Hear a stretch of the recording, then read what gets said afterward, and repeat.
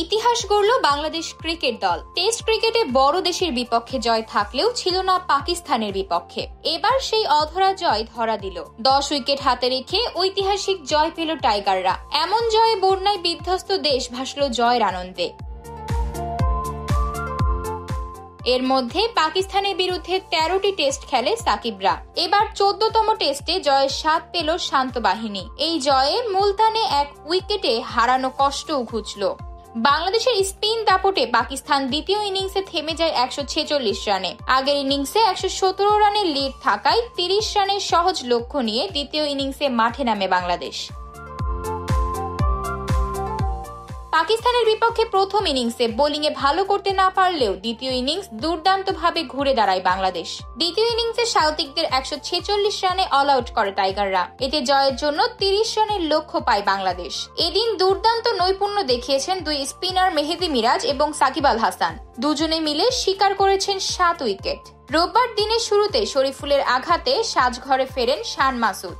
এরপর বাবর আজমের catch miss করেন লিটন দাস। তবে পিচে থিতু হতে পারেননি এই প্যাক ব্যাটার। মধ্যাহ্নভোজের বিরতিতে এক প্রান্ত আগলে রেখে 40তম ওভার বাংলাদেশের লিড পার করেন রিজওয়ান। 43তম ওভারে নাসিম শাহকে ফিরিয়ে নিজের তৃতীয় উইকেট তুলে নেন সাকিব। কিন্তু বাংলাদেশের সামনে প্রতিরোধের দেওয়াল গড়ে তোলেন রিজওয়ান।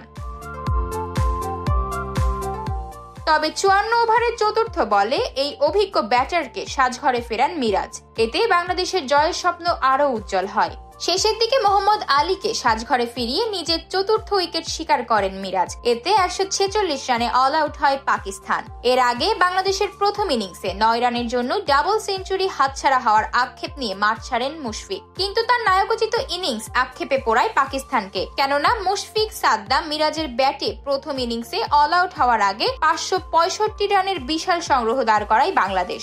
অন্যদিকে প্রথম ইনিংসে পাকিস্তান 448 রানে ইনিংস ঘোষণা করে। তখন অনেকেই ভেবেছিল বাংলাদেশ হয়তো এই ম্যাচ হারতে যাচ্ছে, কিন্তু সব হিসেব গুড়িয়ে দিয়ে ইতিহাস গড়ল টিম টাইগার্স। তুলে নিল পাকিস্তানের বিরুদ্ধে প্রথম টেস্ট জয়।